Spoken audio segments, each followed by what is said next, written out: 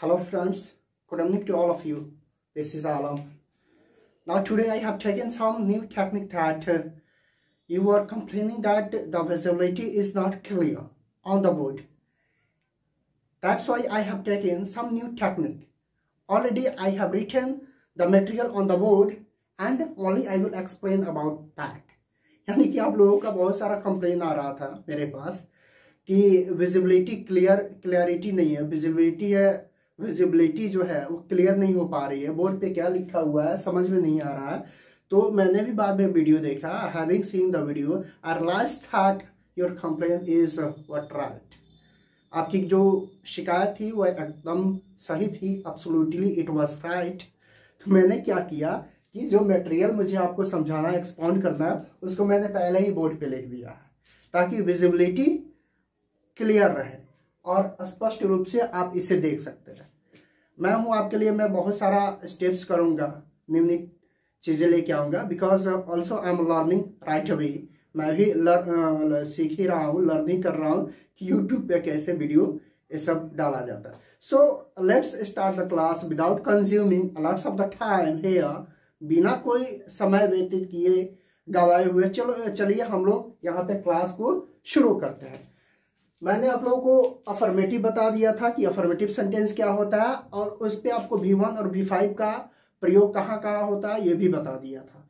I explain about it, but today आज मैं आप लोगों को डू और डज के बारे में एक्सप्लेन करूंगा कि डू और डज कहाँ हम लोग प्रयोग करते हैं। डू और डज में काफी मासूम होते हैं, काफी बच्चे जो होते हैं वो हमेशा ही गलती करते रहते हैं। तो ऐसे ये बहुत ही कॉमन एरर होता है दोस्तों, ये बहुत ही कॉमन एरर होता है मेरे भाई, आप लोग बहुत ही कॉमन एरर करते हैं। तो ऐसी गलती आप लोग ना करें। ये गलती जो आप लोग करते हैं it is not what forgivable. ये आपके लिए मतलब जो बोला जाता है कि आपको क्षमा नहीं, मतलब क्षम्य नहीं है, ऐसे गलती क्षम्य कभी नहीं होता। तो चलिए स्टार्ट करते हैं, ऐसी गलती आप लोग ना करें और मैं आज बता दूंगा तो आप लोग बिल्कुल समझ जाइए कि डू और डज कहाँ सिंपल प्रेजेंट टेंस में यूज करते हैं और इसके बाद से कभी भी आप ये मतलब डू और डज को लेके कंफ्यूज नहीं होइएगा और एकदम इसको अपने माइंड में यहाँ सेट कर लीजिएगा कि कैसे हम लोग डू और डज कहाँ मतलब यूज करते हैं। पूरे जिंदगी आप इसको भूल नहीं पाइएगा। चलिए स्टार्ट करते हैं, लेट्स स्टार्ट द क्लास। ये मैंने लिखा हुआ है कि डू और डज का प्रयोग कहाँ करते हैं। यूजेस ऑफ डू और डज, डू और डज। मैंने यहाँ निगेटिव स्ट्रक्चर्स भी लिख दिया कि निगेटिव स्ट्रक्चर्स मैंने आप लोगों को नहीं बताया था, तो मैंने सोचा कि along with that I explain about the negative structure. यहाँ मैंने स्ट्रक्चर लिखा हुआ आप लोग देख सकते हैं, सब्जेक्ट प्लस डू या does plus not plus V1 plus object plus RM. RM means आप लोगों को पता है ऑलरेडी कि रिमेनिंग मैटर होता है।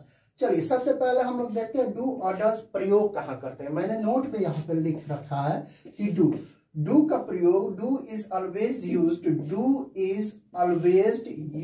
With I, we, you, they and first और सेकेंड पर्सन और प्लूरल नंबर के साथ डू का प्रयोग किया जाता है। क्लियर हुआ? चलिए एक बार और समझिए कि डू का प्रयोग कहाँ करते हैं। डू का प्रयोग हम लोग हमेशा आई मीन्स मैं, आई, वी मीन्स हम लोग, फिर यू मीन्स आप लोग या तुम लोग, दे मीन्स वे लोग, और इसके साथ कोई फर्स्ट और सेकेंड पर्सन हो और प्लूरल नाउन हो तो उसके साथ डू का प्रयोग करेंगे। चलिए फिर डज का मैं बता देता हूं, यहाँ डज का प्रयोग कहाँ करना है। डज का प्रयोग, does is always used with he, she, it and third person और सिंगुलर नाउन और नंबर के साथ। डज का प्रयोग कहाँ करते हैं। डज का प्रयोग कहाँ करते हैं। डज का प्रयोग हमेशा ही मीन्स वह, शी मीन्स वह स्त्रीलिंग के लिए, इट नॉन लिविंग थिंग्स के लिए, और कोई सिंगुलर नाउन या नंबर हो तो उसके साथ डज का प्रयोग करेंगे। क्लियर हुआ? ये चीज आप लोगों को समझ में आई कि डज का प्रयोग कहाँ करते हैं। डज का प्रयोग हमेशा ही कहाँ करते हैं। ही, शी, इट और कोई थर्ड पर्सन और सिंगुलर नाउन या नंबर हो तो उसके साथ हमेशा ही डज का प्रयोग करते हैं। चलिए कुछ उदाहरण के साथ हम लोग देखते हैं। Now here we are taking some example that where we are using the do or does. कहाँ पे हम लोग do or does का प्रयोग कर रहे हैं। यहाँ देखिए, तुम्हारा भाई अंग्रेजी नहीं पढ़ता है, तो your brother does not read English. Your brother does not read English.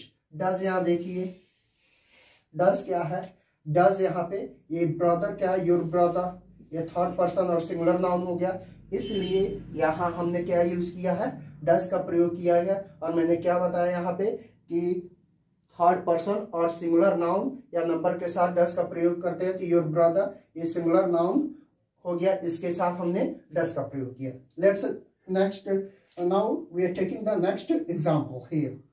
Ram घर बस से नहीं जाता है, राम घर बस से नहीं जाता है। Ram does not go at home by bus. Ram does not go at home by bus. Ram घर बस से नहीं जाता है, तो राम क्या हो गया, थर्ड पर्सन और सिंगुलर नाउन हो गया, इसलिए इसके साथ डज का प्रयोग करेंगे। और नेगेटिव है तो नॉट यहाँ तो लगना ही लगना है। गो एट होम बाय बस। क्लियर, समझ में आए? बहुत ही आसान है मेरे दोस्त, मेरे भाई, आप लोग बहुत ही आसानी से इसको सीख सकते हैं कि कहाँ हम लोग डू और डज का प्रयोग करते हैं। घबराइए ना, don't worry, I am here. मैं यहाँ आप लोगों को सिखाने के लिए ही आया हूँ कि चलिए कुछ शेयर करते हैं अपने दोस्तों, अपने फ्रेंड्स के साथ, अपने जो भी है भाई बहन जो भी है उनके साथ शेयर करते हैं सारी चीजें। फिर यहाँ देखिए, वह मुझसे प्यार नहीं करता है। वह मुझसे प्यार नहीं करता, वह क्या हो गया, थर्ड पर्सन सिंगुलर नाउन का सिंगुलर नाउन हो गया, ये थर्ड पर्सन सिंगुलर नाउन या नंबर सिंगुलर ये हो गया ही। तो ही क्या हो गया, ही वह पुलिंग के लिए यूज करते हैं, ही वह पुलिंग के लिए यूज करते हैं। ही डज नॉट लव मी, वह मुझसे प्यार नहीं करता है। अब नेक्स्ट हम लोग देखते हैं कि हम लोग सुबह 6 बजे नहीं जगते हैं। हम लोग सुबह 6 बजे नहीं जगते हैं, तो वी हम लोग का वी होता है डू। अब मैंने बताया था यहाँ पे कि डू का कहाँ प्रयोग करना है, आई वी। यहाँ देखिए वी मैंने लिखा हुआ है आई और वी, तो वी लिखा हुआ है तो वी यहाँ आ गया, वी के साथ डू आ गया। Not get up at 6 o'clock in the morning। समझ में आया? We do not get up at 6 o'clock in the morning। समझ में आ गया? चलिए नेक्स्ट देखते हैं, 5वां एग्जाम्पल्स यहाँ पे। तुम एक पत्र अपने पिताजी को नहीं लिखते हो। तुम एक पत्र अपने पिताजी को नहीं लिखते हो। तुम यू डू, मैंने क्या बताया था यहाँ पे, कोई भी फर्स्ट या सेकेंड पर्सन हो और फर्स्ट और सेकेंड पर्सन हो उसके साथ, तो यू क्या है, यू यहाँ सेकेंड पर्सन है, इसलिए हम लोग यहाँ पे यूज करेंगे do. You do not write a letter to your father. You do not write a letter to your father. Okay, understood? Right, समझ में आया? चलिए देखते हैं। मैं गीत गाना नहीं जानता हूँ।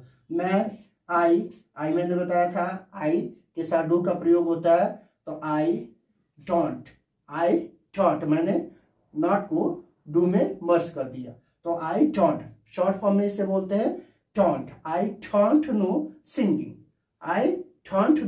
singing। मैं गीत गाना नहीं जानता हूँ, I don't know singing। Okay, फिर यहाँ पे आया, वे लोग आपसे मिलने के लिए नहीं आते हैं। वे लोग आपसे मिलने के लिए नहीं आते हैं, तो वे लोग दे मैंने बताया था, दे के साथ यहाँ दे के साथ डू का प्रयोग होता है। देखिए यहाँ दे के साथ डू का प्रयोग होता है, तो वे लोग आपसे मिलने के लिए नहीं आते हैं, तो they do not come to see me. मुझसे मिलने के लिए सी मी या मीट मी यहाँ आप बना सकते हैं। नेक्स्ट है, वह एक कुर्सी नहीं लाता है, वह एक कुर्सी नहीं लाता है। तो he does not bring a chair. ही क्या हो गया, या फिर थर्ड पर्सन हो गया, थर्ड पर्सन सिंगुलर नाउन्स हो गया, इसलिए सिंगुलर नाउन के साथ ही क्या प्रयोग करेंगे, ही does not bring a chair. फिर हम लोग चाय नहीं पीते हैं। हम लोग क्या हो गया, या हम लोग कौन सा पर्सन हो गया, आई और वी फर्स्ट पर्सन। आई और वी क्या होता है, फर्स्ट पर्सन होता है। तो वी के साथ मैंने क्या बताया आपको कि वी के साथ, यहाँ वी के साथ डू का प्रयोग करते हैं।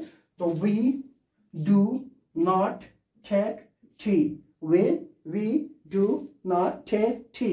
हम लोग चाय नहीं पीते। चाय पीने के लिए टी जो होता है, जो हम लोग टी चुस्की लगा के पीते हैं, सिप में पीते हैं, इसलिए यहाँ टेक लगाया जाता है, या ड्रिंक नहीं लगाया जाता। ओके अंडरस्टूड, समझ में आया, राइट, ओके ना, समझ में आया। चलिए नेक्स्ट हम लोग बढ़ते हैं friends, let's go ahead. Now मैंने आप लोगों को नेगेटिव बता दिया, अब यहाँ पे इंटरोगेटिव बताना चाहूंगा। Now I would like to explain the interrogative sentence and structure, how we make the sentences of interrogative. Interrogative sentences को हम लोग कैसे बनाते हैं। आप लोगों को यहाँ इंटरोगेटिव सेंटेंस देखा, मैंने लिखा हुआ है यहाँ पे डू, स्ट्रक्चर्स में लिखा हुआ है डू या does plus subject plus V1 plus subject plus RN लिखा हुआ। तो एग्जाम्पल इसमें मैंने ऑलरेडी आप लोग को एक्सप्लेन कर दिया है, क्लियर कर दिया है कि डू और डज कहाँ प्रयोग करते हैं, डू और डज कहाँ पे प्रयोग करते हैं। क्लियर हो गया ना, क्लियर हो गया, समझ में आ गई। कोई भी कंफ्यूजन, किसी को भी if there is any confusion with anyone can complain to me, can write to me, okay ना, मुझसे शिकायत कर सकते हैं, मुझे बता सकते हैं कि यहाँ पे मुझे कंफ्यूजन हुई है। देखिए इस पे एग्जांपल अब हम लोग लेते हैं, क्या हम लोग दिल्ली घूमने के लिए जाते हैं, क्या हम लोग दिल्ली घूमने के लिए जाते हैं। ऐसे सेंटेंस में हमेशा ही क्वेश्चन मार्क लगा हुआ रहता है, हमेशा ही ऐसे सेंटेंसेस जो होते हैं उसमें क्वेश्चंस मार्क लगा हुआ रहता है। आप देख के समझ सकते हैं कि ये इंटरव्यू एक क्वेश्चनेबल सेंटेंस है। तो यहाँ पे मैंने बताया वी के साथ हम लोग डू का प्रयोग करते हैं। तो do we go to Delhi to visit. समझ में आ गया, क्या हम लोग दिल्ली घूमने के लिए जाते हैं। समझ में आ गया ना कि क्या हम लोग दिल्ली घूमने के लिए जाते हैं। तो do we go to Delhi to visit, यानी दिल्ली हम लोग घूमने, क्या दिल्ली हम लोग घूमने के लिए जाते हैं। क्लियर। अब आगे बढ़ते हैं हम लोग। क्या आपके पिताजी आपसे प्यार करते हैं, क्या आपके पिताजी आपसे प्यार करते हैं। तो आपके पिताजी क्या हो गए, ये थर्ड पर्सन हो गया, थर्ड पर्सन और सिंगुलर नाउन, इसलिए डज का प्रयोग करेंगे। तो does your father love you, does your father love you, क्या आपके पिताजी आपसे प्यार करते हैं। दैट्स इट, समझ गए। इस पे आप आगे अपना सेंटेंस फॉर्म कर लीजिएगा, और जहां भी जिनको जो प्रॉब्लम्स होगी वो मुझे राइट करेंगे, मैं उनको एक्सप्लेन करके फिर अगले क्लासेस में बताऊंगा। फिर यहाँ पे interrogative negative sentence, interrogative negative sentence में ही जब नकारात्मक आता है यहाँ पे डू या does plus subject plus not plus V1 plus subject plus RN, do या does plus subject plus not plus V1 plus subject plus RN। यहाँ पे अब एग्जांपल्स हम लोग लेते हैं कि क्या आप अंग्रेजी बोलना जानते हैं। बहुत सारे ऐसे लोग होते हैं जो पूछते हैं आपसे कि क्या आप अंग्रेजी बोलना जानते हैं। तो do you know speaking English, या do you know speaking English, ऐसे भी, या जो है उसको डिफाइन कर सकते हैं आप यहाँ पे। Do you know speaking English, do you know speaking English. आप समझ गए यहाँ पे कि यू है, यू के साथ डू का प्रयोग हुआ।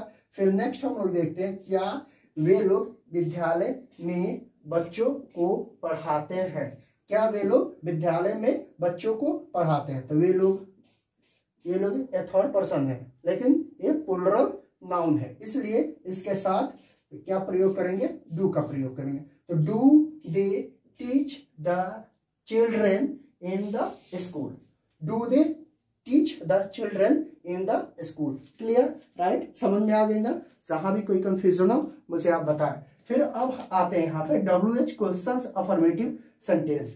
WH जब होता है तो WH क्वेश्चनेबल जो सेंटेंस होता है उसमें भी हम लोग देखते हैं। तो WH यहाँ पे है, WH डू या डज, WH डू या does plus subject plus V1 plus subject plus are.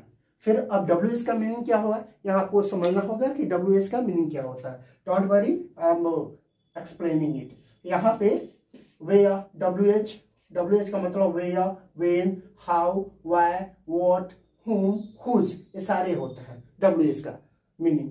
तो WH जहां भी है तो ऐसा सेंटेंस वहां पे फॉर्म होते हैं। वेयर का कहाँ होता है, वेयर का कहाँ होता है, वेन का कब होता है, हाउ का कैसे होता है, व्हाई का क्यों होता है, व्हाट का क्या होता है, whom मीन्स किन्हें या किसको, whose मीन्स किसको, ये भी होता है। अब इस पे हम लोग एक सेंटेंस फॉर्म करते हैं, एक सेंटेंस देखते हैं।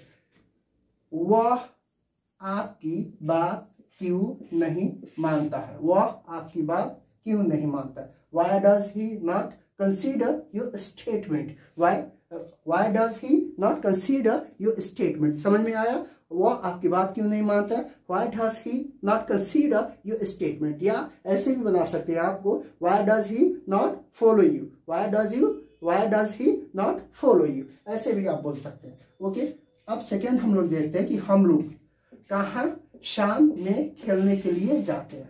हम लोग कहाँ शाम में खेलने के लिए जाते हैं। तो कहाँ का क्या होता है, वेयर होता है। यहाँ पे मैंने लिखा हुआ कहाँ का, वेयर होता है। तो where do we go to play in the evening, where do we go to play in the evening, not morning.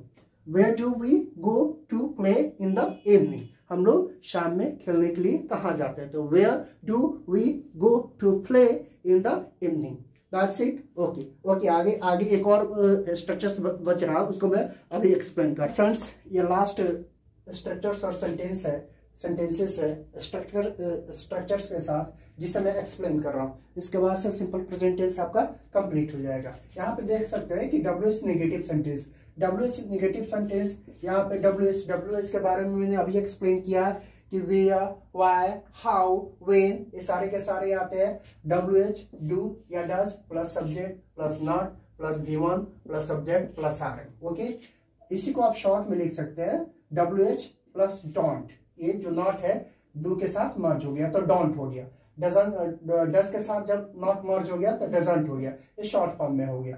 WH plus don't या doesn't plus subject plus V1 plus subject plus RM और question mark. Okay, यहाँ पे example यहाँ पे हम लोग लेते हैं कि एग्जाम्पल क्या होता है। एग्जाम्पल बहुत इंपॉर्टेंट है। एग्जाम्पल बना के आप लोग प्रैक्टिस कीजिएगा, तब जाके आप इस सिंपल प्रेजेंट टेंस को समझ पाएंगे।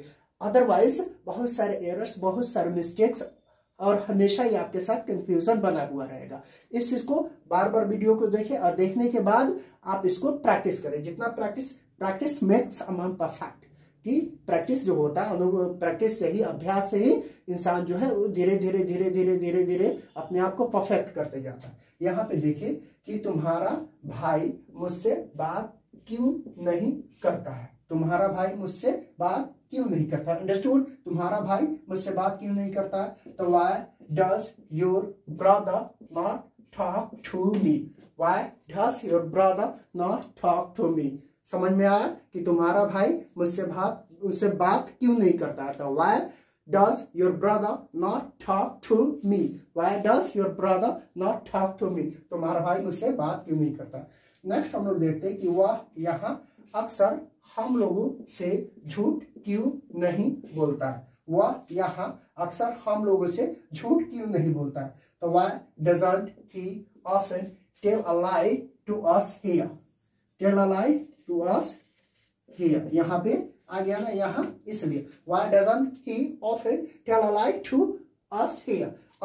ऑफन इसको लिखते हैं ऑफ्टन, लेकिन यहाँ टी साइलेंट हो जाता है, OFTEN होता है, ऑफ्टन होता है, लेकिन पढ़ते क्या ऑफन, यहाँ पे टी साइलेंट हो जाता है। फिर यहाँ पे देखते हैं कि मैं कैसे इस काम को नहीं करता हूँ, मैं कैसे इस काम को नहीं करता हूँ। तो how don't I do this work, मैं इस काम को कैसे नहीं करता हूँ। तो how don't I do this work, मैं इस काम को कैसे नहीं करता हूँ। तो how don't I do this work. समझ गए, सारी चीजें क्लियर हो गई। सिंपल प्रेजेंट टेंस मैंने आप लोगों को अच्छे से समझा दिया। अब इस पे आपको जरूरत just you need to make more practice, practice practice only practice, और प्रैक्टिस करके ही आप इसको समझ सकते हैं और जो भी कंफ्यूजन उसको आप दूर कर सकते हैं। समझ गए? तो जहां पे भी आपको कोई भी कंफ्यूजन हो रहा है, दिक्कत हो रही, आप मुझे टेक्स्ट करें, आप मुझे मैसेज करें। I will try to sort out your problem. मैं आपकी सारी समस्या जो होगी उसको सॉर्ट आउट करने की कोशिश करूंगा। चलिए आज का क्लास यही तक रहा। जय हिंद, गुड नाइट, सबा खैर।